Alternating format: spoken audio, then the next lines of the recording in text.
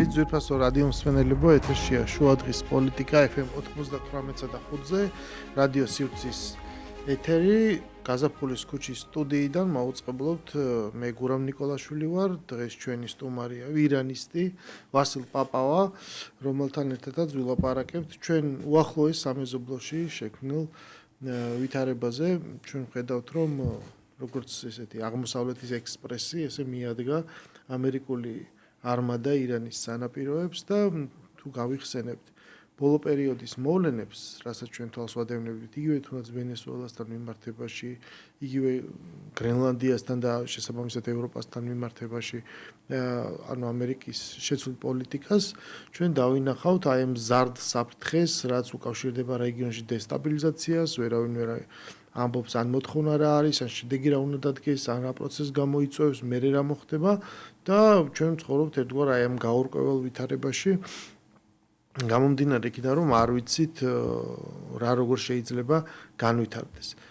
პრაქტიკულად შეიძლება ესე გაიყოს, რომ მთავარი აქტორი თანამედროვე გლობალური პოლიტიკის არის კვლავინდებურად ამერიკის შეერთებული შტატები, სადაც ზუსტად 1 წლის წინ პრეზიდენტობას შეუდგა მეორე უკვე ვადით დონალდ ტრამპი და მან 1 წელიწადი პრაქტიკულად მოანდომა აი ეგრეთ წოდებულ მშვიდობის რიტორიკას, რომ მე დავასრულე ომები, მე უნდა მიყო ნობელის პრემია, მე გავაჩერე ამდენი ომი და მე ვარ მშვიდობის ყოფილი და ასე შემდეგ, რამაც ეს შედეგი შესაბამისად არ გამოიღო, ის დამყარებული მშვიდობები, რასაც ის ანგარიშობს, საკმაოდ მყიფეა და მეორეს მხრივ, როგორც კი გავიდა 1 წელი დადგა ახალი წელი, პრაქტიკულად პირველი თვე არ მიწურულა ჯერ 2026 წლის და ჩვენ უცებ ვნახეთ უამრავი სიახლე, ხო, ჩვენ ვნახეთ დავოსის ფორუმი, ჩვენ ვნახეთ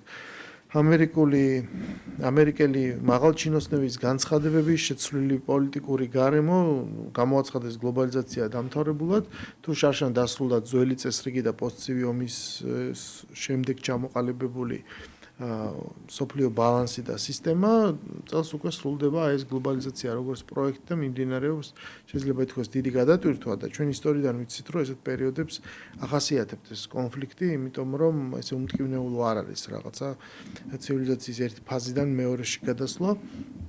ერთ-ერთი ტრადიციული და ალბათ ფუნდამენტური მტერი, რომელსაც მტრად მოიაზრებს ამერიკის შეერთებული შტატები და პირველ რიგში მისი უახლოესი მოკავშირე ისრაელი, არის სწორედ ირანი. ირანის ისლამური რესპუბლიკა, რომელიც უკვე თითქმის ნახევარი საუკუნეა ამ ფორმით მართავს უძველეს ქვეყანას და მის მიმართ კვლავინდებურად გაჩნდა პრეტენზიები. ჩვენ გვახსოვს შარშან ეს დარტყმები, ესეთი უფრო სიმბოლური ხასიათის, დახოცილი ადამიანებიც, რომელთაც თქვეს, რომ აი ჩვენ გავაჩერეთ და ვაიძულეთ ირანი გაჩერებულიყო, ჩვენ ნახეთ დაბომბილი ისრაელი, მაგრამ რაღაცნაირად მაშინ ამან ჩაიერა და ეხლა თავიდან იწყება კვლავინდებურად აი ამ კონფლიქტის ესკალაცია. ჩვენ გვაინტერესებს, ანუ ვასილთან საუბარი ამ თემაზე, იმიტომ საინტერესო, რომ ძირითად ინფორმაციას ჩვენ მაინც ვიღებთ უფრო ეს თქო დასავლური მედიიდან, რომელიც არის ფრაგმენტირებული, რომელიც არის გარკვეული რაკურსის მქონე, მაგრამ ჩვენ არ ვიცით სინამდვილეში რა ხდება ამ ირანში, მით უმეტეს რა არის სპარსული წყაროები, იქ რაც წერენ, ჩვენ ვიცით, რომ ინფორმაცია საკმაოდ დახურულია, ქვეყანაში მიმდინარეობდა დიდი მღელვარება და სწორედ ამის გამო ინტერნეტიც კი იყო გათიშული, მაგრამ ძალიან ცოტა ვიცით და სწორედ ამიტომ არის საინტერესო, რომ ჩვენ როგორც დიდ მასშტაბში შევაფასოთ იქ არსებული ვითარება, ასევე კონკრეტული რაღაც განსხვავებული ინფორმაციაც გავიგოთ. პირველ რიგში დავიწყოთ ყველაზე უფრო ხმამაღალი და ესეთი რიტორიკული კითხვით. მოსალოდნელია თუ არა ომი და ირანზე თავდასხმა? მოგესალმებით, მივესალმებ მაყურებელს, მოკლედ ვიტყვი, მოსალოდნელია. მოვლენების განვითარების დინამიკა ზუსტად ამაზე მიანიშნებს, რომ ამერიკა და თავისთავად ისრაელი ემზადებიან შარშანდელი 12 დღიანი სპეცოპერაცია თუ სამხედრო ოპერაცია რაც უწოდებენ, იმის მეორე რაუნდისთვის. და ახლა მსგავსი კონგლომერატი რაც შეიქმნა, გავიხსენოთ ახლა 12 დღიანი ომის პერიოდი, აქტიურობდა ისრაელი. შემდეგ უკვე დაყვა ამერიკა ბოლო რამოდენიმე დღეს, მე-9 დღეს, მე-8 დღეს ჩაერთო და ამით დაასრულა, მაგრამ ახლა ამერიკა რომ მოდის წინა პლანზე და ისრაელი არ ჩანს. პირიქით, ისეთი ნიუსები ვრცელდება, რომ ბენიამინ ნეთანიაჰუ, გენშტაბის უფროსი და იქ მაღალჩინოსნები ისრაელის სთხოვენ გადაავადოს ტრამპს სამხედრო ოპერაცია, რომ ისრაელი ჯერ მზად არ არის. ეს არის საკმაოდ საინტერესო, ესე იგი შარშა მზად იყო, მაგრამ ერთგვარი კბილის მოსინჯვა იყო, ასე რომ ვთქვათ. და ისრაელსაც დაეტყო. საკმაოდ ძლიერი აქვს სახელმწიფო თავდაცვის სისტემა, მაგრამ ნახეთ განადგურებული რაიონები, ხო? შეღწევას ახერხებდა ირანის ბალისტიკური რაკეტები და აი ამ პერიოდში თავისთავად ირანმა თავისი არსენალი საკმაოდ გაზარდა. იმიტომ რომ ახლა ატომური ბომბის შექმნას ის ამ მოკლე პერიოდში ვერ მოახერხებს, რაც არ უნდა სრული კონდეს, ბევრი ნიუანსებია, რაც ირანს ხელს უშლის ამ პროგრამის ბოლომდე მისაყვანად. მაგრამ აი ბალისტიკური რაკეტების კუთხით აქ უკვე თავისთავად ირანს საწყობილი აქვს სამხედრო კომპლექსი დამოუკიდებლობადაც უბრალოდ მასაც სჭირდება საგარეო მხარდაჭერა რუსეთიდანაც და ჩინეთიდანაც. თუ გავიხსენოთ ახლა ბოლო 2 კვირის განმავლობაში რამდენი სამხედრო სატრანსპორტო თვითმფრინავი ჩაფრინდა ჩინეთიდან ირანში. ნუ აქაც უკვე ჩნდება ბევრი კითხვები. და ძირითადად ვარაუდობენ რა უნდა ჩაეტანოთ ახლა გასაგებია ახლა მინერალურ წყარს და იმას არ ჩაიტანენ ხო პამპერსებს. კი ბატონო ხო პამპერსებს არ ჩაიტანენ ირანში და ირანი თავისთავად ამ იმისთვის უკვე უფრო ემზადება. ამიტომ არის რომ ამერიკა არის წინაპლანზე აი ეს მოწინავე აი ამ სამხედრო ოპერაციისა, რაც ფაქტიურად როგორც ჩანს გარდაუვალია. რა არის ამერიკის გაცხადებული პრეტენზია? მაგალითად ვენესუელის შემთხვევაში ჩვენ პირდაპირ ნახეთ, რომ პირდაპირ თქვეს და სხვადასხვა ამას ბევრი კომიკური გამოხმაურებაც მოყვა, რომ კაცო, აქამდეო პირველი ომი ხო არ გვიწარმოებია როგორც ქვეყანას ამერიკაში ამბობდნენ და აქამდეო რაღაცას ფუთავდით მაინც, რომ აი დემოკრატია არის ინტერესი და ეხლა პირდაპირ გამოდის და იძახის პრეზიდენტი, რომ არა, ინტერესი არის ნავთობი. ანუ ამ შემთხვევაში აი ამ წლევანდელი კამპანიისას ირანის მიმართ რა არის მთავარი მოთხოვნა? ჩვენ ბევრი წელი გვესმოდა, რომ ეს არის ატომურ პროგრამაზე უარის თქმა, ისინი იძახიან, რომ ჩვენ ამას მშვიდობიანი მიზნებით ვიყენებთ და ვამდიდრებთ, მაგრამ არა, აი სულ ეჭვი იყო და აი ეს იყო მთავარი თემა. თუ არ გავიხსენებთ იდეოლოგიურ განსხვავებას, როცა მაგალითად მიაჩნია ირანის დამოკიდებულება ისრაელის სახელმწიფოს მიმართ, ეს არ უნდა არსებობდეს ამერიკის მიმართ. ეს როგორზე გავწიოთ, ანუ კონკრეტული საჭიდაო თემა იყო ატომური პროგრამა. აი ეხლა რა არის პრეტენზია? არა, პრეტენზიები იგივე არის, უბრალოდ სხვა რაკურსით არის უკვე გადამისამართება ამ განცხადებების იმას რო ანუ იქ გაჩნდა ახალი მდგენელი, რომ აი სახალხო მღელვარება თითქოს უბრალოდ ხალხი აღშფოთდა და თქვენ იქ მათ სჯით, ანუ ისევ ბრუნდება ის რაც თითქოს ტრამპმა უარი თქვა, იმ დემოკრატია, ავტორიტარიზმი, იქ რაღაც უდანაშაულო ხალხი თქვენ იქ არ ჩამოახრჩოთ. არა, სადაც ინტერესები აქვს, მარტო ამერიკაზე არა საუბარი. ნებისმიერ დიდი სახელმწიფოს სადაც ინტერესები აქვს, თუ მათი ინტერესები ჯდება, ისინი აიტანენ ნებისმიერ დიქტატორს ახლა ჩვენი გადაცემის ფორმატი ამას ფორმალურად მაინც რომ რაღაცნაირად ვიცოდეთ, რომ აი მიადგა არმადა ირანს, ანუ ცოტა ხნის წინ ახლა ჩემთვისაც გასაგები იყო, მაგალითად ყატარში არის უდიდესი ბაზა, ხო, ამერიკული საამბიციო.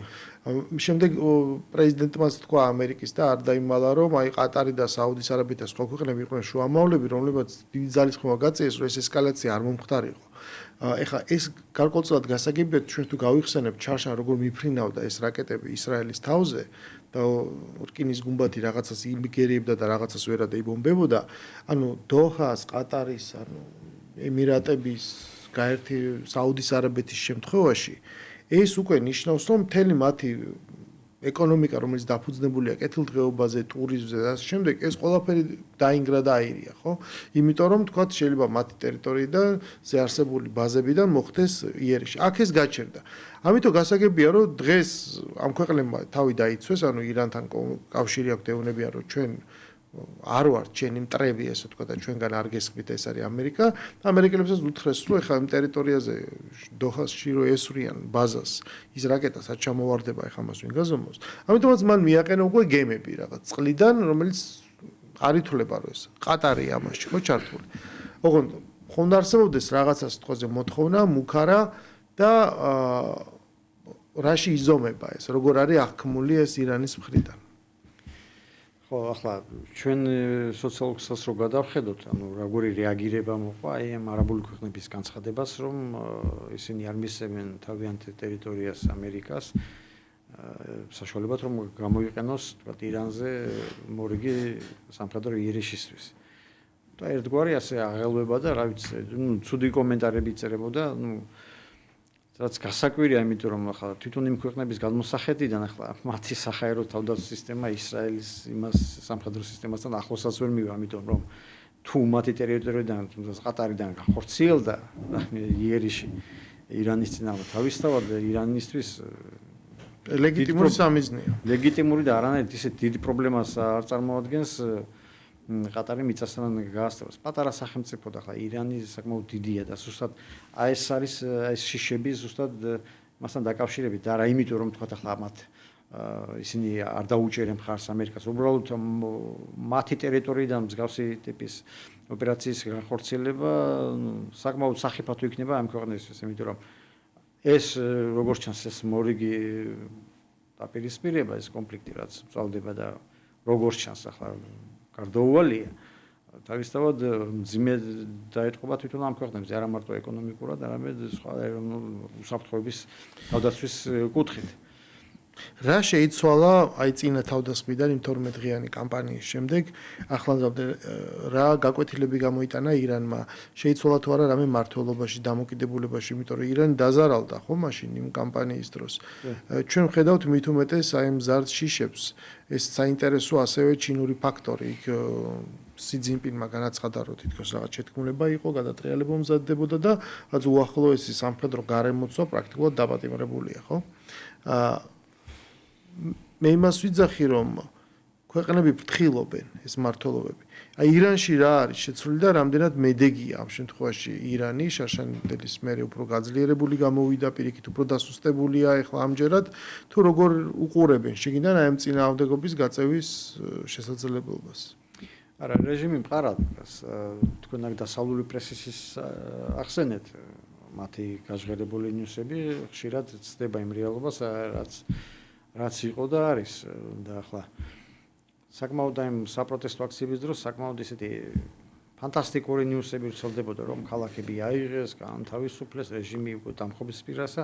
ნუ არ იცნობენ ეს კატეგორია ხალხი ირანს ახლა დასავლეთი გასაგებია შეიძლება სპეციალურად ხდება მსგავსი ნიუსების გავრცელება რომ ეს ხალხი შეაგულიანონ თქვათ ხო ეს არის გამართლება იმის რომ ხვალ თუ შენ გადაწყვეტ ინტერვენციას და ჩარევას შენ იმ ზურგში უნდა ქონდეს საინფორმაციო ველი მომზადებული კი ფსიქოლოგიურად თუ მოწინააღმდეგე გატეხე უკვე ბრძოლის ველზე ისე არ ჭირს როგორც სხვა შემთხვევაში ირანის რეჟიმი მყარად დგას მან და არანაირი ისეთი ბზარი არ შეინიშნება ახლა კულუარებში რა ხდება ეს არავინ არ იცის მაგრამ აი ამ საპროტესტო აქციების მიმდინარეობისას რომლის მასშტაბები მაინც დიდი იყო ახლა დასავლეთი ახლა აჭარბებდა მაგრამ წინა აქციებთან შედარებით საკმაოდ დიდი იყო და სულ სხვა დინამიკის ლოზუნგები და შემართება იყო უბრალოდ ეს ახლომოსალურ სპეციფიკაში ახლა დემონსტრაციები რეჟიმები არ იცვლება არც ერთი უნდა მოხდეს ელიტებში გახლეჩილება სამხედრო და პოლიტიკურ ბლოკში. ძირითადად სამხედროზე, იმიტომ რომ სამხედრო ბლოკზე დგას ყველა რეჟიმი. იგი გავიხსენოთ ახლომოსალოეთის ახლომაგერ არაბული გაზაფხულის იმაზე, ტუნისი და მოყოლებული, ხო ეს რეჟიმი რო დაემხო. მან ძალოვან ბლოკებში მოხდა განხეთქილება. ანუ მათი სურვილი არ ჰქონდათ ის რეჟიმი დაეცვათ, რომლის წინააღმდეგ მოსახლეობა გამოვიდა. ირანში ასე არ არის. არის არც ისე მცირე ნაწილი ახალგაზრდები ძირითადად ვისაც არსებობთ რელიგიური დოგმები და ამ დიქტატით ცხოვრება და ზუსტად ამიტომ ხდება მათი მხრიდან აპელირება შახის პერიოდზე ახლა ისიც კაცრი რეჟიმი იყო ცივი ომის პერიოდში სხვანაირად ახლომოსავლეთში ვერც იქნებოდა ჯერ ერთი ასე ვთქვა და უბრალოდ საერო რეჟიმი იყო და რეჟიმი არ ერეოდა ადამიანის პირად ცხოვრებაში აი პოლიტიკურ ველზე აქტიურობას თავისთავად მონიტორინგს უწევდა და ვინც რეჟიმის წინააღმდეგ რაიმე სახის გამოვლენებას დააფიქსირებდა, მან უკვე რეპრესიული მანქანა ერთვებოდა. სხვა დანარჩენი არანაირი ის არ ქონდა შეხება პირად ცხოვრებაზე ადამიანის იმაში. ქალების უფლებები, ანუ გახსოვს, ყველას გვინახია, თქვათ, პრეისლამური, პრერევოლუციური უпроსოროდ ირანის ფოტოები, ხო, ქალების ჩაცმულობა და ვარცხნილობა და ასე შემდეგ. ეგეც მაინც დასალური რაკურსია, ეს არის უმცირესობის ასამსახველი სურათი იდეაში. არა, ეს არ არის ტოტალურად. არა, ტოტალურად არა, ხა მე თეირანში ვიყავი, შარშან იანვარში ზუსტად ამ პერიოდში ვიყავი და ავით თეირანში თითქმის ყოველი მეორე ქალი გოგო იმის თავსაბურის გარეშე ხა ჩადრა სხვა არის ახლა ეს ზუსტინი ახლა ჩადრი დადის სახე თვალები რო ჩანს უბრალოდ და თავსაბური რო ახურიათ ისიც არ ეკეთათ უბრალოდ კისერზეც არ ქონდათ გადაკიდებული თქვა რომ გამოჩნდეს თქვა მაკონტროლებული ორგანო მორალის პოლიცია თუ რაღაც გაუქმებულად კი გამოცხადა მაგრამ მაინც ადევნებენ თვალს აი რომ დაიხურონ მე ისიც არ ეკეთათ თითქმის ყოველი მეორე და მე ვიყავი ერთ-ერთი სამთავრობო ის არის პროსპექტი იყო ანხელაფის რევოლუციის მოედანზე იქ ვიყავი და აი ასეთი სურათი იყო ну ასე მას ვერ გააკონტროლებ ტოტალურად ვერ იმას მაგრამ სხვა ვითარება ქალაქებში პატარა ქალაქებში და სოფლებში იქ უკვე კონსერვატიული არის საზოგადოება და აი დიდ ქალაქებზე ეთყობა ზუსტად ევროპული ის მაგრამ ის მასშტაბები რასაც ახლა დასავლეთი აზღირებდა მილიონობით ის ახლა მილიონობით ძნელია ახლა ამის ის ახლა მილიონობით არა მაგრამ ასობით ათასი გამოსული კი იყვნენ რეჟიმის სიმტკიცე ანუ მთავარი რაც დააფიქსირა მან არანაირი საჯაρισო ნაწილის თქვა ბრძანების არ შესრულება დემონსტრაციების ხარეს გადასვლა რამე ის არ დაფიქსირებულა იმიტომ რომ ეს ავტომატურად აისახებოდა თვით რეჟიმის იმაზე პოზიციებზე გააკონტროლოს სიტუაცია და ზუსტად იგივე იყო შახის დროსაც როდესაც დაამხეს მაშინ ახლა მართლა მილიონობით ირანელი გამოვიდა მარტო თეირანში 2 მილიონზე მეტი იყო გამოსული მაგრამ ვერაფერი ვერ ქნეს იმით რომ მთელი ძალოვანი ბლოკი დაწყებული არმიით სპეცსამსახურებით პოლიციით ჟანდარმერიით იმპერიული გვარდია უკტავებით მთელი ბიუროკრატიული აპარატი ხო რამდენი იქ მერიები გუბერნატორები მათი მოადგილეები ყველაფერი ურყევი იყო არავინ არ გადასულა რევოლუციის მხარეს და დაამხეს სულ სხვა მიზეზით გამო იქ ამერიკა ჩაერია ჯარი გაანეიტრალებინეს იმიტომ რომ შახი ქვეყნიდან რო წავიდა ერთგვარი ასე რომ იტყვიან თავი მოჰკვეთეს ირანის არმიას იმიტომ რომ ისე იყო ის შახის არმია აწყობილი რომ შახის ბრძანების გარეშე ნაბიჯს ვერ დგამდნენ ახლა თურქეთის მაგალითი ავიხსნა თვითონ გენერლები ახდენენ გადატრიალებას ეგვიპტეშიც ავიღოთ ეს მუბარაკი ვინ ჩამოეცელა ხელისუფლებას თვითონ გენერლებმა არ გათამაშეს ეს ტაქსიმის მოედანზე ეს რევოლუციური სცენარი და ისევ დარჩა ძველი ელიტა მაგრამ ირანში ასე შახის დროს ასე არ იყო შახის ბრძანების გარეშე არ შეეძლოთ მოქმედება იმიტომ რომ ღალატად მიეჩნდა და აქ დასავლეთი ჩაერია საფრანგეთის სპეცსამსახურები, ბრიტანეთის სპეცსამსახურები, ამერიკის სპეცსამსახურები რაღაც იმედებს აძლევდნენ, აი ხაბერდუნათ რომ მოხდეს ყველაფერი თქვენზე დაყნობით მოვახდენთ, თქვათ გარდამავალი მთავრობის რეფორმების გატარებას, თქვათ იქით ისლამისტები და აქეთ საეროის მათეს დაიჯერეს. შემდეგ მუხარები წავიდა რომ თქვენ თუ გადაწყოთ სამხედრო გადატრიალებას, იქ ამას ჩვენ მხარს არ დაგიჭერთ, გაგაკრიტიკეთ, სანქციებს დაგადებთ, იარაღს არ მოგაწვდით. და აი ამ ესეთი გამოსავალი რო ვერ იპოვეს შახის ბრძანება არ იყო რომ დემონსტრაციები შეეხშოთ და აქეთ ასეთი მუხარები და დამონათება იყო დასავლეთის მხრიდან და აი ამ პერიოდში მოხდა შახის არმიის განეიტრალება და მთლიანად მოჰკვეთეს თავი ნუ დაახვრიტეს მე ეს ყველა გენერალი თითქმის ყველა და ეს გაითვალისწინა ზუსტად მე ახალმა ხელისუფლებამ და ორ თვეში რაც შახი დაამხეს შექმნეს რევოლუციური გვარდია გუშაქთა კორპუსი იმიტომ რომ შახის არმიას ვერ დაეყრდნობოდა იმიტომ რომ არც ერთი საჯარისო ნაწილი არ გადასულა არც ერთი მცირე ეს აუბრობენ იქ დღეში 1000 დეზერტირი იყო ვის უნახავს 1000 დეზერტირი ეს არა თვითონ იმენებს არ ჯეროდა ისლამისტებს რო გაიმარჯოს ახლა იქ ერთ-ერთი ის დასავლეთის ის იყო მაგის სპეცსამსახურების ჩანერგილი სადეყ გოტბზადე ხომენის მომხრე იყო და საგარეო საქმეთა მინისტრი იყო 2 წელი რევოლუციის შემდეგ. ლასაკ ნათქვამი რომ ჯარის ნეიტრალიტეტის გამოცხადების გარეშე ჩვენ ვერაფერს ვერ მივაღწევთ. ახლა ასეთი დეზინფორმაციის ფონზე თავისთავად ძნელია დაიჭირა დასავლეთის თუ დაუჯერებთ, რეჟიმი ფაქტობრივად დამხობილია, მაგრამ რეალობა სხვა არის. დგას და რატო დგას? ზუსტად აი ამიტომ რომ ძალოვანი ბლოკი არის ურყევი. და ეს არის ამ რეჟიმის სიმტკიცე და თავისთავად სოციალური ბაზაც გააჩნია მომხრეების, ვინც ამ რეჟიმისგან სარგებელს ხებულობს.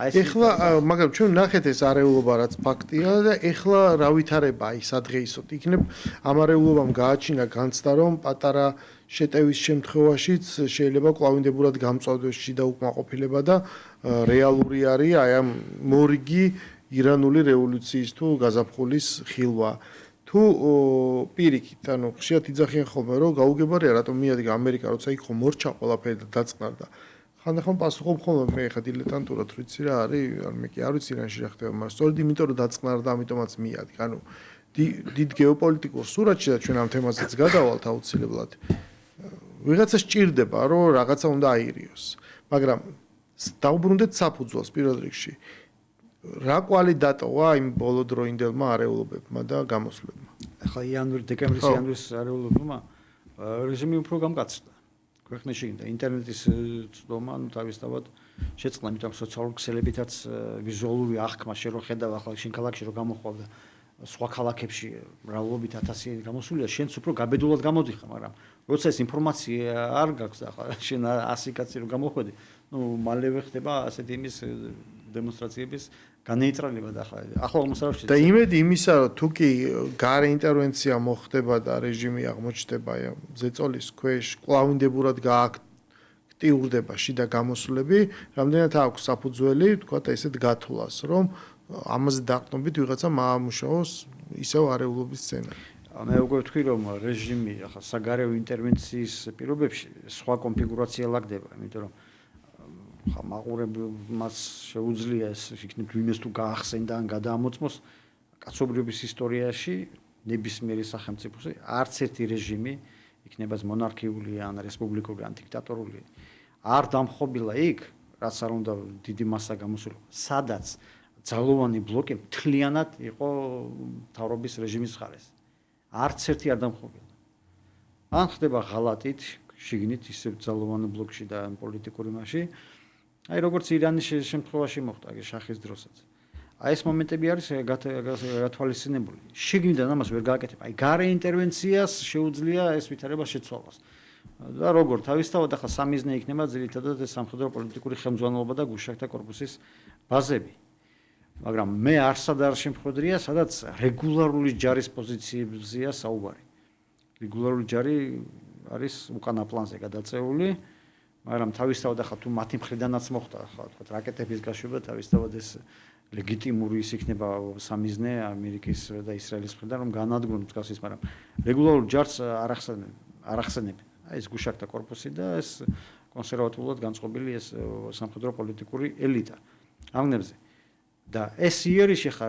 გაჩნია რა მასშტაბის იქნება ახლა რა მგონია ისევ ის კოსმეტიკურით შემოიფარგლონ იმიტომ რომ ის ამოცანები რაც იქნა გაცხადებული ჯერ შარშან 12-იანვრის დროს ის არა მიღწეული იმიტომ რომ თვითონ რიტორიკიდანაც ჩანს რომ ირანის ბირთვული პროგრამა უნდა შეჩერდეს და რავი ტრამპის განცხადებები კი იყო რომ ჩვენ უკუვაგდეთ ირანის ბირთვული პროგრამა რამოდენიმე წლით და რა გავიდა ხარ წელიწადი არ გასულა ძალიან უცნაურია იმიტომ რომ თავიდან როცა ჩვენ ნახეთ ეს დაბომბვა რომელზეც მე ითქვა რომ ამას არ ქონა ისეთი კობინი რომ იმას შეეხცია 50 მეტრზე მაგრამ ტრამპი იძახდა რომ ეს პროგრამა არის განადგურებული ჩვენ გვაჩვენეს კადრები როგორი ბომბება მე რა თქმა უნდა რაღაც მედიებმა გადაამოწმეს იგივე დასავლეთში და თქვენს რომ ეს აცდა იქ ვერ მოხდებოდა ის სიღრმეში არ ჩავიდოდა ეს მხოლოდ ზედაპირული დაზიანება მაგრამ ამერიკა სრულიად სხვა რამეს იძახდა ყოველ შემთხვევაში ჩვენ ახლა ვხედავთ ისევ ამ კამპანიას მაგრამ აი მოსალოდნელი რა არის შეიძლება ვნახოთ მორიგი სერია გაშვებული რაკეტები წერტილოვანი დაბომბები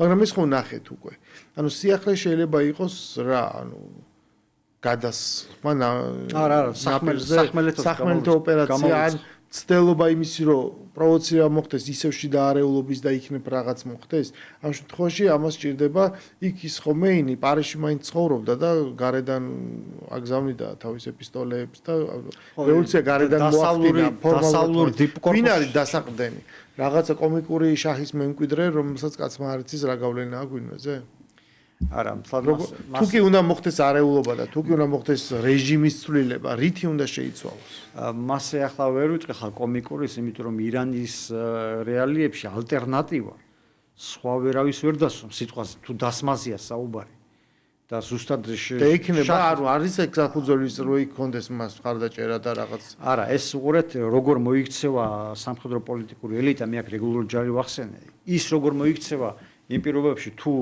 მომაკვდინებელი დარტყმები მიაყენეს აი ამ მორიგი დაპირისპირებისას თუ მოხდა თავისთავად რეალურად მაგრამ ისეთი პირი უჩანს მაკეთ მედის საქმე აი ამ პირობებში რა რეაგირებას გააკეთებს სამხედრო პოლიტიკური იმიტომ რომ ყველა ხო არ იქნება ახლა ასეთ პირობებში რეჟიმის მომხრე რაღაც ნაწილი შეიძლება მერყეობდეს და ელოდებოდეს იმ მომენტს რომ აი არ ღირს ახლა რეჟიმს რო ჩაუყვე და ქვეყანას განადგურდეს იმიტომ რაღაც დათმობებზე რო წავიდეთ რასაც ისინი აცხადებენ და მაგრამ რას ნიშნავს ამ შემთხვევაში რეჟიმი ერთი არის ჩვენ ვიცით რომ ეს არის აიათოლები მეორე ჩვენ ვხედავთ არჩეულ პრეზიდენტს ანუ აი რა ტიპის ცვლილება უნდა მოხდეს შეიძლება ძალაუფლების ცენტრის სხვაგან გადანაცვლება ან ჩვენ ნახეთ ვენესუელაში რომ მადურო მოიტაცეს მაგრამ ხელისუფლება იგივე დარჩა და ეხაც მიდის კი ინკლაობა ისინი პრაქტიკულად ეუბნებიან რომ ჩვენ თვითონ ვითანამშრომლობთ თქვენ უბრალოდ უნდა შეასრულოთ ჩვენი მითითებები ხო ანუ დარჩენილებს იგივეს ეუბნებიან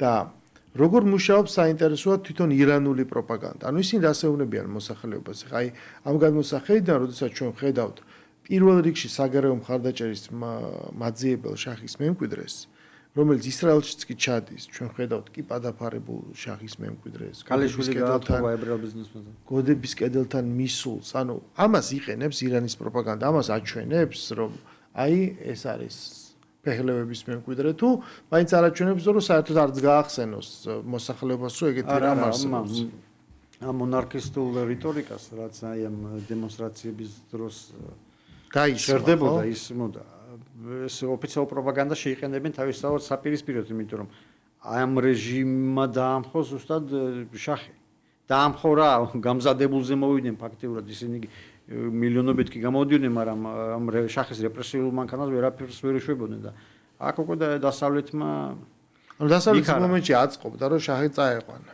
ხო, მან ბევრი მიზეზი ახლა დღევანდელ გადაცემის იმას რომ ვერ ჩავეტევით იქ რატო აწყობდა ვითომ ახლა თუ ამერიკა მოიყვანა 53-ში რატო აწყობდა და იქ რადიკალურად შეცვალა შახმა პოლიტიკა მერე. საბჭოთა კავშირთან დაახლოება, სოციალურ ბანკთან დაახლოება, ნავთობის ფასები თუ გახსოვთ 73 წელს რომ ბოიკოტი გამოუცხადა ეს არაბულმა ქვეყნებამ. ევროპას, დასავლეთს, ისრაელის მხარდაჭერაზე 73 წლის იომ ქიპურის ომის პერიოდის შემდგომ ის არის. ფასები 4-ჯერ გაიზარდა ნავთობზე. და ეს ძირითადი აქტიური მონაწილე აი ფასების დაში იყო შახი. საუდის არაბეთი არა, საუდის არაბეთი თანახმა იყო ძველ ფასებით მიიღება. ზუსტად შახის ის იყო ურყევი პოზიციის გამო ნავთობის ფასები 4-ჯერ გაძვირდა. იმიტომ რომ შახმა თქვა რომ გეყოთო რაც ამ ბრიტანულმა და დასავლურმა კორპორაციებმა ირანიდან ზიდეთო ნავთობში სათანადო ფასი სამართლიანი ფასი უნდა გადაიხადოს და 73 წელს ირანის ბიუჯეტში 10 მილიარდი შევიდა ნავთობიდან და 74-ში უკვე 40 მილიარდი. და ასეთი პიროვნების მართვა, კონტროლი მე რა ხა შეიძლება 53-ში მოიყვანე ძნელია, მას თავისი ამბიციები ჰქონდა, რაც არ ჯდებოდა დასავლეთის პოლიტიკურ დღესასრიგში ცივი ომის კონტექსტში მით უმეტეს. დაიწყო არაბულ ქვეყნებთან ურთიერთობების დალაგება, მაშინ ამერიკა ძირითადად ისრაელს უჭირდა მხარს, არაბული ქვეყნები ისრაელს ებრძოდნენ, ირანის გამოთიშვა ამ არაბულ ქვეყნებთან დაახლოების კონტექსტში თავისთავად არ აწყობდათ დაიწყო დიდი პარტიის იარაღის შეწყდა საბჭოთა კავშირთან. ესეც არ აწყობდათ ეკონომიკური პროექტები, ინფრასტრუქტურული პროექტები საბჭოთა კავშირთან დაიწყო შახმა ამის განხორციელება. ესეც არ აწყობდა და ერთი მეორეს რო დაიწყო ეს დაემატა გადაწყვეტეს ბოლოს მოეცილებინა ზუსტად აი ამ რელიგიური ფაქტორის გამოყენებით, მაგრამ აი ეს მოხდა ის რაც მოხდა. იმიტომ რომ რატო იფიქრეს დასავლეთში რომ სასულიერო პირები მათ ხოშტურებზე იuliდნენ, ეს არის უბრალოდ გასაკვირი და ახლა არავის არ მოუთხოვია პასუხი იმაზე, ვინც ღებულობდა გადაწყვეტილებას, შახი ჩამოეცილებინა და გზა გაეხსნათ რევოლუციური ხო სასულიერო პირებისთვის. ხო და დღეისათვის აი ეს ალტერნატივაზე რო საუბრობთ, სხვა არავინ არ არის, უნდა ჩაანაცვლოს ზუსტად იგივე მკაცრი რეჟიმი, თუ ქვეყანა უნდა იყოს ერთიანი. კვლავ მოუწევს ახლა ეს პრინციპი ალტერნატივა უბრალოდ მასშტაბის გავლენის და მოსახლეობის აღქმაში. ახსოვთ ის რაც იყო და ახლა ახალი სადეძებოს სხვა არ გაამართლებს უბრალოდ.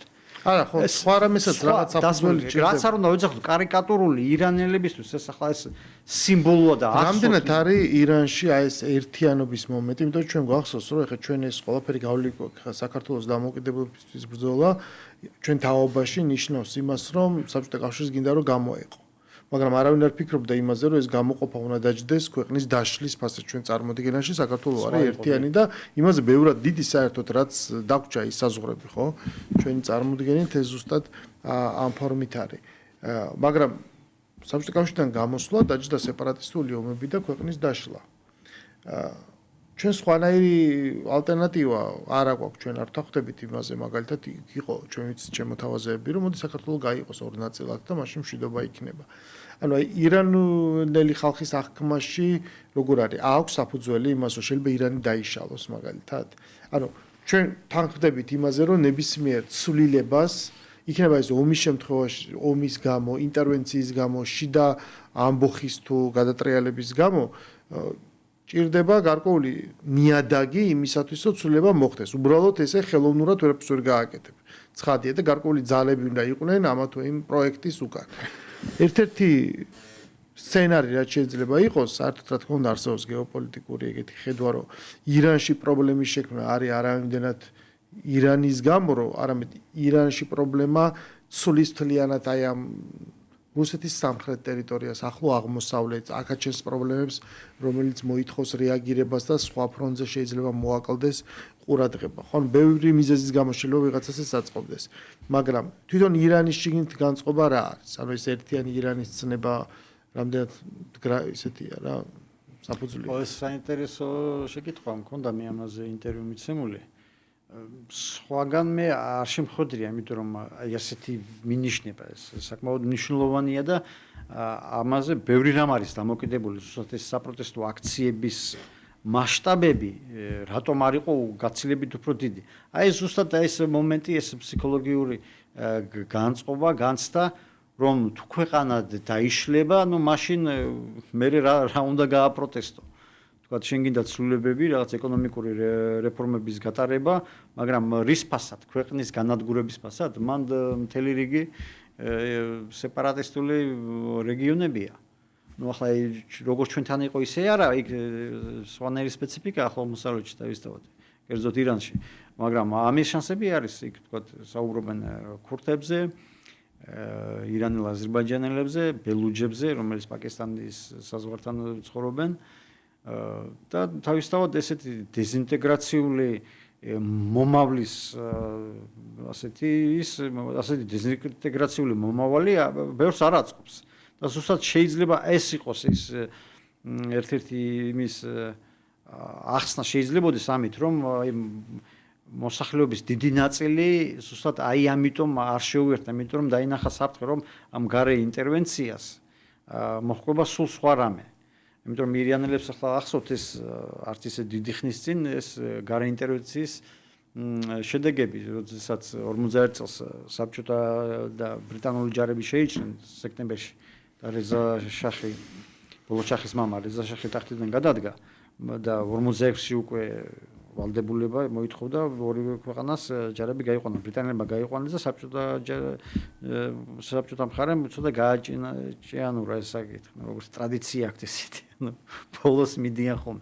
და დატოვა სეპარატისტული წარმონაქმნი, მეხაბადის ქურთების რესპუბლიკა, 46 წელს საუბარი, მეორე მსოფლიო ომი ახალი დასრულებული იყო და ირანის აზერბაიჯანის რესპუბლიკა, თავისი ადმინისტრაციებით, შეერაღებული ფორმირებებით. მაგრამ მაშინ სტალინმა მიიღო გადაწყვეტილება გაიყვანა ეს ჯარები, რადგან დაპირება მიიღო ირანული მთავრობის მხრიდან, რომ სანავთობო კონცესიებში საბჭოთა ინტერესებსაც გაითვალისწინეს, სხვადასხვა გადააგდეს მე ეს საბჭოთა კავშირი არ გაითვალისწინეს მათ ინტერესები და ეს მალევე ჩაახშეს სეპარატისტულის, მაგრამ ეს ხო დარჩა მეხსიერებაში, რომ ზუსტად საგარეო ინტერვენციას მოყვა ეს და ეხლა რომ მოხდეს, საერთოდ ქვეყანა დაიშლება და მე ამის შეკოწიზება შეკრა, ძალიან დიდი სისხლის ფასა დაждდება და საკითხავია ისიც შეძლებენ თუ არა ახალი მმართველები ახალ რეალიებში აი ამის გაკეთებას. ამიტომ ზუსტად შეიძლება ეს აი ამის შიში რომ ქვეყანა აქამდე მივა, ზუსტად ამოხრუჭებს აი მოსახლეობის. არა, ეგ შიში ვიღაცის გავიგე, მაგრამ შესაძლოა არსებობს მოსახლეობაში ნიადაგი, ვიღაცას ურჩევნია, რომ იგივე აი ხა ახსენი აზერბაიჯანული რესპუბლიკა, ხო? რომელსაც ეძახიან, ოღონდ ირანელები ეძახიან აზერბაიჯანს რაღაცა თავის პროვინციას. გაშჩენ ვისაიდან აღიქონს, მაგრამ იქნება უნდა იმ აზერბაიჯანულ პროვინციას რაღაც ეძახიან. გამოყოფა? ხო, ცალკე ურჩევნია. არა, ფლანვასიც არა ხარ. რა დამოკიდებულება არსებობს აი აზერბაიჯანის რესპუბლიკასა და აი ირანის აი ამ აზერბაიჯანულ ნაწილს შორის? აუღურეთ, ორ ქვეყანას შორის ფლად მეგობრული ურთიერთობა არა აქვთ. გასაგები მიზეზების გამო თურქეთისთან როგორი ურთიერთობა აქვს ბაქოს ვიცით, მჭიდრო თანამშრომლობა ყველა სფეროში, თურქეთი ირანის გეოპოლიტიკური მეტოქია, სირიაში ვიცით, ირანი უჭერდა ასადს, თურქეთი უჭერდა ასადის ოპოზიციას. ხო, არის ეს, მაგრამ არის რიგი საკითხები, სადაც თანამშრომლობენ ისინი, მაგალითად ქურთული საკითხი, იმიტომ რომ ორივე ქვეყანას ეს ამ საკითხის საერთაშორისო დონეზე წამოწევა არ აწყობთ. იმიტომ რომ საკმაოდ დიდი მოსახლეობა ცხოვრობს, ძირითადად თურქეთში ცხოვრობს, უფრო დიდი მოსახლეობა, ვიდრე ირანში, ქურთების. და თავისთავად არის საკითხები, რომელშიც ისინი თანხმდებიან, მაგრამ გეოპოლიტიკური მით დაპირისპირება გრძელდება ეს ჯერ კიდევ ოსმალეთის იმპერიიდან და იქ სეფიანთა ის რო იყო შახები იმ პერიოდიდან. გამოყოფის იმაზე ახლა დღევანდელი ის რო ვიღოთ უზენაეს ლიდერი ალი ხამენი აზერბაიჯანელია, მასუდ ფეზეშკიანი აზერბაიჯანელია.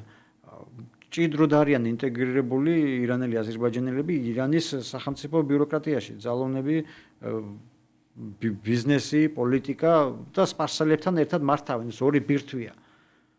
ხო და ისე სხვათა შორის საინტერესოა თვითონ აზერბაიჯანული პრესის მიმოხილვა. ანუ ეს გამოყოფა და რაღაც იმედებს ამყარებდნენ, ესეთი რაღაც ტენდენცია შეინიშნებოდა. მაგრამ ფრთხილობენ მაინც. იმიტომ რომ ასეთი სახუმარო არა ხა ეს აზერბაიჯანი 10 მილიონი გადასცა ხო მოსახლეობა და ისინი 30 მილიონამდე არიან და ვინვის მიიერთებს. ესეც საკითხავია და რა იქნება რა კონფიგურაცია ეს როცა არის ამ მასის მართვა ხა კაი დაემხო სიტყვაზე აიათოლების რეჟიმი. მე ამ ცენტრებს ვინ გააკონტროლებს? ვინ შეკრავს? ქურთები დათანხმდებიან, თქვა და ირანელი აზერბაიჯანელების დიქტატურის ქვეშ ყოფნას ან ხუზისტანის არაბები დათანხმდებიან სპარსელების დიქტატურის. ანუ ეხლა რაც კრავს ამ ქვეყანას ეს არის ისლამი. ისლამი კრავს. შახის დროს კრავდა ირანული ნაციონალიზმი, სპარსული ნაციონალიზმი. ხო, ნუ მონარქია. მონარქია და ის ძალოვანი სადაც იცვლებოდა დინასტიები, მაგრამ ყოველთვის ხესეფიანთა დინასტია არ იყო ეს ტრადიციული სპარსული, მაგრამ მათ მოახერხეს ინტეგრაცია სწორედ ამ უმცირესობის სამეფო კარზე შეყვანით, ხო? ხო, სხვათა შორის ეს სპარსული იმაზე, ირანის ის საინტერესოა ირანის ისტორია ხაზი. სპარსული დინასტია ასე. ბოლო იყო სასანიანთა ის, ხო, არაბებმა დაამხეს. და ფეხლევის დინასტიის მოსვლამდე სპარსული არ იყო, მაგრამ უბრალოდ სპარსული როგორ არის ახლა შეიძლება სასანიანთა დინასტია ის ნაღდის სპარსელები არიან ახლა თქვა ფეხლევისა შედარებით, მაგრამ ესენი ნაზავის არის, ანუ ეთნიკური მასე არ ქონდა კონცენტრირება. ანუ ეს ფეხლევი ნაღდის სპარსელები არ არის. ანუ ეს არის კულტურული და ნაციონალური იდენტობა, რომელიც ეთნიკურად ჭრელია. ხო, ეთნიკურად ჭრელი, მაგრამ თავარია აქცენტ რაზე აკეთებ. რაზე აკეთებდა ეს ფეხლევის რეჟიმი სპარსული ნაციონალიზმი პრეისლამური სხვათა შორის. და ესეც ერთ-ერთი ხო, ნუ ეს ამხრივაც გავს თურქულს, იმიტომ რომ თურქეთიც არ არის ესეთი ჰომოეთნიკური, ხო? იქაც არის უამრავი სხვადასხვა. კი, თურქეთში ხა იქაც თურქული ნაციონალიზმი კრავს. ნუ ათათურქის ისინი სიმბიოზია ახლა ეს ისლამისტურის დამატა ერდოღანმა, მაგრამ ახლა რადიკალურად განსხვავდება ახლა ირანის ისლამისტური რეჟიმისგან ახლა. აქ უშუალოდ სასულიერო პირები მართავენ. არსებობს ესეთი ინტერნეტში ხშირად ვრცელდება ხოლმე, ხო? დღეს უკვე კაცმა აღარ იცის რომელია ტყუილი და რომელია მართალი, იმიტომ რომ ხშირად ხელოვნურ ინტელექტს იყენებენ ხოლმე, მაგრამ ჟირინოვსკის წინასწარმეტყველებები, ხო? რომელსაც ხშირად რაღაცა რო ხდება, უცებ გაიხსენებენ ხოლმე, ან ბევრი რაღაცა იქ არის ხოლმე დამონტაჟებული, მაგრამ ერთ-ერთი არის რომ ანუ ირანში არევა მას მის ბჭყალებში წინასწარმეტყველებებში წერია და შემდეგ ეს ტოლითად ნაკადი რომელიც უნდა მიაწყდეს სამხრეთ კავკასიას. ხო, სამხრეთ კავკასიას, რუსეთს, ჩვენ უნდა ჩავკეტოთ და ასე და ეს არის განხილული როგორც საფრთხე, რომელიცაც შეიძლება დასავლეთმა ის თქვა აურიოს ეს სამხრეთის ფრონტი და ახლო აღმოსავლეთი. ეს რამდენად ამ შემთხვევაში შეიძლება იყოს რეალისტური? არა ნუ ახლა სახომარო ნამდვილად არ არის ახლა 100 მილიონი სახელმწიფო არც ისე შორს არის ახლა ეს რო იყოს სამხრეთ აღმოსავლეთ აზიაში კიდევ ვიწყი ხო ისე ახლოს სამეზობლო საწავა ეს ნაკადი მე ეჭვება რომ ახლა თებრიზში ისფახანში და თეირანში მცხოვრები მოსახლეობა სრული დეზინტეგრაციის პირობებში მათი დიდი ნაწილი წავიდეს ავღანეთისკენ და პაკისტანისკენ დაიძრება აქედე თურქეთისკენ და ახლა რომელი უფრო ძლიერია რომ შეაკავოს სიტყვაზე ეს ტალღა ნაკადი თურქეთი საწავლე მე მიაწყებიან აზერბაიჯანს მაშინ გამოსა პირველ რიგში სომხეთს და აზერბაიჯანს მიეწყო სომხეთს ისე გაივლიან ერთი იმით სომხეთს საკმაოდ თulis არის და თავისთავად ეს საფრთხე იქნება საკმაოდ დიდი ახლა იმ ტოლილებს კიდე ვინ მოყვება რა კონტინგენტი და ვინ დადებს მერებს სონს მაგაძე რომ აქაც რაღაცა იმიტომ რომ ერთი საქმე რომ მოაგვარონ თქვა ირანის გამოთიშვით მოდით მეორე საქმეც შევთხზათ აქეთ იმიტომ რომ ირანს რო უჩიჩხინებენ იქ მარტო რეჟიმის ის არ არის სისასტიკე და სხვა რაღაცები ხო ადამიანის უფლებების დარღვევა იქ უჩიჩხინებენ ჩინეთს რუსეთს ხო ეს მათთვის არის ეს გეოპოლიტიკური ბალანსი რაც აქ არსებობს და რაც ტრადიციულად არსებობდა ამის დარღვევა ბუნებრივია ეს არის დარტყმა ამ ქვეყნებზე ხო დავისწავლე შესაბამისად და ეუბნებიან ამ ქვეყნებს რომელთანაც ბევრ სხვადასხვა თემაზეა გახსნილი დიალოგი მოლაპარაკება კონფლიქტი და ეს ყველაფერი ერთმანეთში იცვლება თქვენ თუ არ გინდათ აერიოს ირანი მაშინ უნდა მოხდეს რაღაცა მაშინ უნდა მოხდეს სხვა რაღაცა ერთ-ერთი ინსტრუმენტი ეს არის რომ ჩვენ ხედავთ რომ დონალდ ტრამპს უჭირს მხარეების უკრაინის და რუსეთის დათანხმება რაღაცა ფორმულირებაზე რომელიც საბოლოო ჯამში ანუ უნივერსალურად ეს ორმხრივად მისაღები ფორმულირება რომ ომი მორჩეს არ არსებობს შესაბამისად ორივე მხარე უნდა აიძულო რომ გარკვეულ კონფიგურაციაზე მაინც შეთანხმდნენ და ჩვენ ხედავთ ზეწოლის ელემენტებს სხერპლის სახელმწიფოს უკრაინის მიმართაც და ჩვენ ხედავთ ამ შემთხვევაში ზეწოლის გამოყენებას რამდენადაც შესაძლებელია აგრესორის სახელმწიფოს მისამართითაც შეიძლება თუ არა განვიხილოთ რომ აი თქვა ირანის სცენარი ამავე დროს გამოყენებულია როგორც ბერკეტი ეს საფრთხე ერთის მაგრამ მეორე მხრივ სიმართლე გითხრა მე ვერ წარმომიდგენია რომ ანუ ყოველდღიურად ხედავთ ჩვენ პრესაში როგორ აი ავიამზიდი მიცურდა იქ რაღაცა ბაზები გააქტიურდა ანუ ინგლისურად რო თქვა build-up-ი მიმდინარეობს ამ კამპანიის და უცებ ერთვენიერ დღეს ამერიკამ თქვა რომ უი აღარაფერი აღარ არის საჭირო და გალაგდა და წამოვიდა ეს ცოტა ვერ წარმომიდგენია მე მაინც მგონია რომ აუცილებლად ის თოფი რომელიც სცენაზე კიდია და ჩანს მთელი აქტის განმავლობაში ბოლოს მაინც გაისვრეს კი შემოვარდება და გაისვრეს ხო ახლა ირანის რატო არის ირანი ამოჩემებული ახლა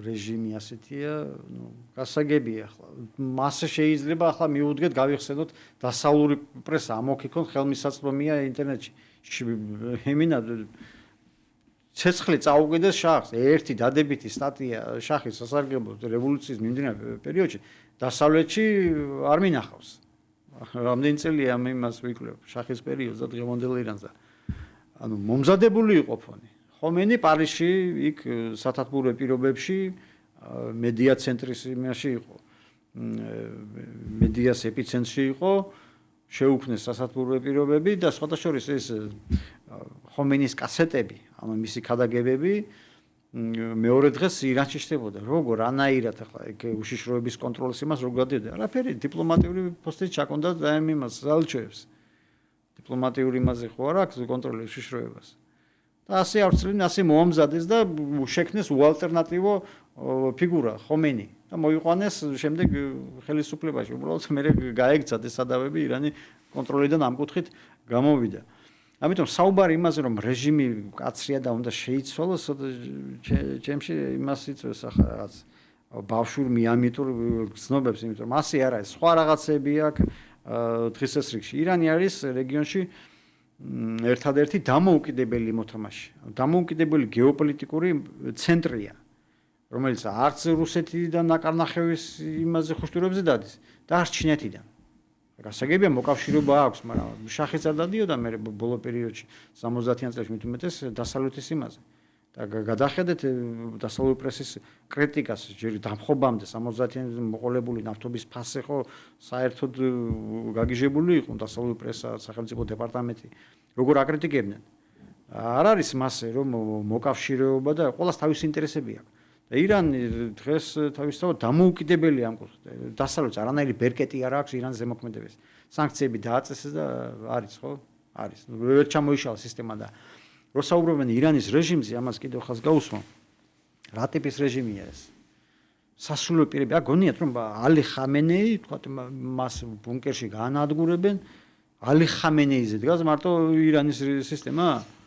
ეს მეჩეთებია და სასულიერო პირებს რას უპირებთ ერთი მუსულმანურ სახელმწიფოში და ეს დაღუპული აიათოლა შეიძლება გახდეს მოწამე მსხვერპლი ეს უკვე ჯიჰადის გამოცხადების სისტემა შეიძლება პირიქით გააძლიეროს უკვე ეს სენტიმენტი რომ უკვე უცხო გარეთ ჩარევა ნებისმიერ შემთხვევაში არასასრულია როგორი შიდა პრობლემაც არ უნდა იყოს კი ბატონო კი ანუ როგორია ჩინეთის როლი მთელ ამ იმაში ბოლო წლების განმავლობაში ჩინეთის და ირანის ურთიერთობა იმიტომ რომ ჩინეთი დღეს მოაზრებული არის იმ თავარ სახელმწიფოდ თავარ საფრთხედ დასავლური სამყაროსთვის რომელიც უნდა შეაკავონ იმიტომ რომ ისინი ხედავენ მის მზარდ ეკონომიკურ პოტენციალს და გავლენას მზარდ სამხედრო პოტენციალსაც რომელიც გამოყენებული ჯერ არ უნახავს არავის მაგრამ ყოველ შემთხვევაში ეს ძალის პროექციის აღქმა არსებობს ამიტომ არა უნახავთ უბრალოდ ეს ბევრს რა ცნობილი. ჩრდილო კორეა ვინ გადაარჩინა. ფაქტურად ჩინეთის საზღვრამდე იყო დუგლას მაკარტურის ჯარი მისული. ჩინეთმა მილიონი ჯარი გაუშვა. გაეროს ებზოდა, გაეროს ეგიდით იყო მაშინ ჯარები, ამერიკული ჯარები. ებზოდა ჩინეთი 50-დან 53 წლამდე. შემდეგ ინდოეთთან ჰქონდა კონფლიქტები. მთელი რეგის აქვს, მაგრამ სხვა კუთხით იმაზე იძახეთ თქვენ სამხედრო იმას. ყოველ შემთხვევაში დღეს ეს არის ოფიციალური ჩართვაზე მაშინ მეორე მსოფლიო ომის შემდგომ შექმნილი რეალობაში რაღაც ახალი ბალანსის ძიების მომენტი. ეხლა კი უკვე ფაქტია რომ მისი სერიოზული საფრთხეთ ხდება აღქმა. დასავლეთის მნიშვნელოვანია და ამერიკისთვის პირველ რიგში ტაივანი, რომელიც წარმოადგენს ჩინური სახელმწიფოს ნაწილს და იმას გაცხადებულია ღიად რომ აუცილებლად უნდა დაიბრუნოს ტაივანი. მაგრამ ამის გარდა ბევრი მიზეზის გამო მოკლედ ის არის მთავარი საფრთხე და ბუნებრივია მას ჭირდება როგორც გასაღების ბაზარი თავისი უკვე ყველაზე ძლიერი ინდუსტრიული კომპლექსისთვის ასევე მას ჭირდება რესურსი და ენერგია რომ ეს კომპლექსი ამუშავოს. ირანი არის ერთ-ერთი ესეთი წყარო, ხო, მიუხედავად იმისა, რომ არის სანქცირებული. როგორ აი ეს ბოლო პერიოდი, იმიტომ რომ ამერიკის თავდასხმის ქვეშ არის, რა შეიცვალა ირან-ჩინეთის ურთიერთობაში და როგორია ის? თქვენ გულისხმობთ შარშანდელი ომის პერიოდიდან? შარშანდელი ომის პერიოდიდან მანამდე შემდეგაც, ანუ რამდენად არის ის საფრთხე, რაც ამ ორივე ქვეყანას ემუქრება, გააზრებული ერთიან კონტექსტში? საკმაოდ კარგი ურთიერთობები აქვს ორ სახელმწიფოს სამხედრო სფეროში თანამშრომლობა. ბოლო იმას თუ არ გავითვალისწინებთ პერიოდს, რამოდენიმე წლის. მანამდე სამხედრო სფეროში თანამშრომლობა დიდი არ იყო. უბრალოდ ახლა სხვა გამოწვევები რო წინაპლანზე წამოვიდა, რაც აგერ ჩინეთთან სავაჭრო ომები და სხვა ტიპის ომებითაც შეიძლება გადაიზარდოს ეს დაპირისპირება. ასეთ კონტექსტში თავისთავად ჩინეთი და ასევე ირანიც ეძებენ პოტენციურ მოკავშირეებს, ანუ რომელთა ინტერესები ემთხვევა ირანს უნდა გადარჩეს აი ამ ზეწოლის ფონზე. ჩინეთს ახლა ირანის გამოთიშვით მერე გათიშავენ ყველას ხო გზადაგზა მიუახლოვდებიან ჩინეთს სხვა რომელი სახელმწიფოებია და თუ არ ვწდები ირანის ნავთობის ერთი პერიოდი 40% ყიდულობდა ჩინეთი სანქციების პერიოდში ვერანაირი სანქციები ვერ დაადეს ისეთი სქემა შექმნეს ჩინელებმა ტანკერების სხვადასხვა იმით დროშების მოძრაობა და ნუ გეოგრაფიაც ხელს უწყობს ახლა ხო და ნუ და შემდეგ უკვე 90%-მდე გაიზარდა ეს ბოლო 2 წელი თუ არ ვწდები ზუსტად დამავიწყდა სტატისტიკა ჩინეთის თავისთავად ეს მნიშვნელოვანია მრავალი მილიარდი დოლარი აქვს ჩადებული ირანის ინფრასტრუქტურულ პროექტებში რკინიგზის გაყვანა ჩახბახარის პორტიდან და ეს დერეფანი სამხრეთ ჩრდილოეთი ეს ამას დაუკავშიროს თავისი სავაჭრო გზების ქსელს და თავისთავად ირანის ჩაჭრით სად გავა ეს გზები ცენტრალურ აზიიდან სად გავა რუსეთიდან გავა ან სამხრეთ კავკასიიდან ხო და ანუ ირანის გამოთიშვით ზღვა გასაგებია ახლა ზღვა მაგრამ ზღვას აკონტროლებს ვინ აკონტროლებს ამ მონაკვეთში ესეც საკითხავია არიან ჩინეთისადმი დადებითად განწყობილი მეგობრულად განწყობილი სახელმწიფოები არა თავისთავად ირანის ამ სახმელეთო იმიდან გამოთიშვა გეოპოლიტიკური თამაშიდან დიდი დარტყმა იქნება ჩინეთის, იმიტომ რომ ირანით ხო არაფერი არ დასრულდება. სხვა თამაში წავა უკვე. ამიტომ საკმაოდ რთული ვითარება ამ კუთხით. მოკლედ რომ შევაჯამოთ ჩვენი გადაცემა პრაქტიკულად ჩვენ მაინც რჩებით ჯერჯერობით გაურკვეველ ვითარებაში და მოლოდინი იმისი რომ შეიძლება მოხდეს ესეთი მოვლენების დრამატულად ესკალაცია და ჩვენ აღმოჩნდეთ კიდევ მორი ქარცეცხლში რომელიც უკვე არ იქნება ლოკალური რომელიღაც სახელმწიფოს ფარგლებში არამედ ამას შეიძლება მთელი რეგიონალური ბალანსი შეარყიოს კვლავინდებურად მაღალია და ჩემთვის უფრო დასაფიქრებელია ის იყო რომ ჩინეთი თითქოს რომელიც თი მონოლითი შეურყეველ ქვეყანად ჩანდა უცებ შიგნით აღმოჩნდა გარკვეული რაღაცა პროცესი. ეხლა ეს ვიღაცას მოეჩვენა, ეს არის რაღაცა კონსპირაცია თუ ეს არის რეალური საფრთხე.